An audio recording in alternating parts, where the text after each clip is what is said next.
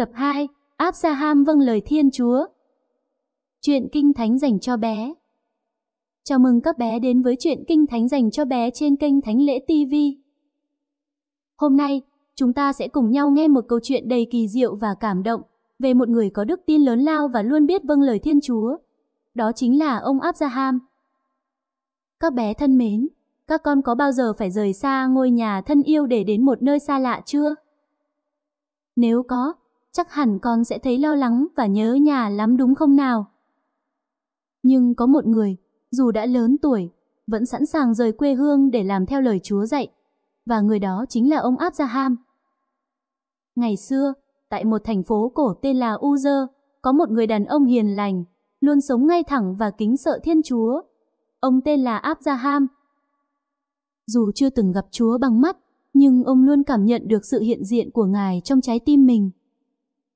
Abraham thường cầu nguyện và dạy mọi người sống tốt, yêu thương nhau. Một hôm, Thiên Chúa gọi ông: Abraham, con hãy rời bỏ quê hương, dòng tộc và nhà cha con. Hãy lên đường đến vùng đất mà ta sẽ chỉ cho con. Ta sẽ ban phúc cho con và biến con thành một dân tộc đông đúc. Qua con, muôn dân trên mặt đất sẽ được chúc phúc.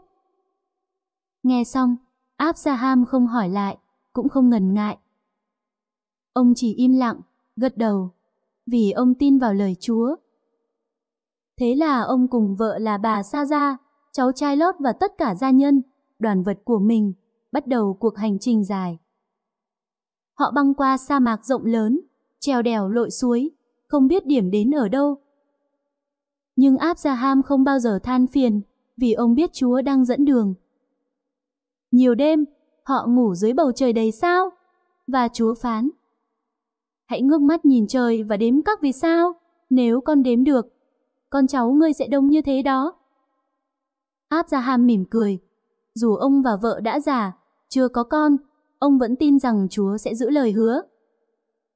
Ngày qua ngày, năm qua năm, ông vẫn kiên nhẫn đợi chờ. Rồi một ngày, Chúa lại hiện ra và nói: năm tới, vợ ngươi là Sa-ra sẽ sinh con. Sa-ra đứng gần đó nghe được, liền bật cười trong bụng: ta già thế này, sao còn có thể sinh con chứ? Nhưng Chúa phán: sao người cười? Với ta, chẳng có gì là không thể.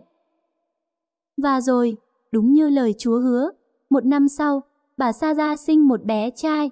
Hai ông bà vui mừng khôn xiết. Họ đặt tên con là Isaac, nghĩa là tiếng cười, vì đó là niềm vui lớn lao Chúa ban sau bao năm tháng chờ đợi. Thế là Abraham trở thành cha của một đứa con trai, và sau này là tổ phụ của một dân tộc lớn dân riêng của Thiên Chúa. Con cháu của ông đông như sao trời và cát biển, lan rộng khắp nơi trên thế giới. Các bé yêu quý, qua câu chuyện này, chúng ta học được rất nhiều điều. Thứ nhất, khi Thiên Chúa gọi, Abraham không do dự mà lập tức vâng lời. Ông đã để Chúa dẫn lối, dù không biết mình sẽ đi đâu. Thứ hai, ông không mất niềm tin dù đã già, dù mọi chuyện dường như là không thể. Thứ ba, Chúa luôn giữ lời hứa với những ai trung thành và yêu mến Ngài. Các bé có biết không, hôm nay Chúa cũng mời gọi mỗi người chúng ta sống tốt lành, biết vâng lời, yêu thương và tin tưởng Ngài. Dù các bé còn nhỏ, nhưng nếu các con biết nghe lời ba mẹ, thầy cô, chăm chỉ học hành và sống yêu thương, thì các con cũng đang sống như Abraham đấy. Và nếu có lúc nào các bé buồn, hãy nhớ nhìn lên trời và nghĩ đến ông Abraham, người đã tin rằng sao trời là dấu chỉ của tình yêu Chúa. Cảm ơn các bé đã lắng nghe câu chuyện hôm nay. Nếu thấy hay, các bé hãy kể lại cho bạn bè, ông bà và ba mẹ cùng nghe nhé.